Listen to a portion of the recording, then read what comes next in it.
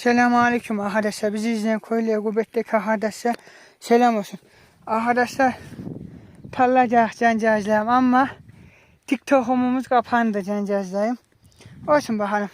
Çaldılar TikTok'umu. Ondan sonra hainle çaldılar. Olsun. Yeniden hesap açabileyim. Ya da o gelebilir ya da hesap açabilirim. Beni takip edin cancağızlarım. Allah'a emanet olun. Çek baba, kal olmasa ne olur. Koca olanın koca. Bunu paylaşacağım cancağızlarım. Haberiniz olsun.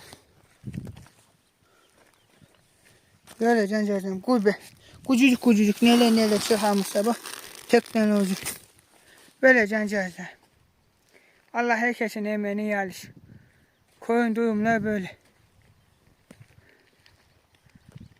Saat 12'de çalıyormuş yerler. Allah Allah. Olsun bakalım. Hayın ne sevmiyor beni.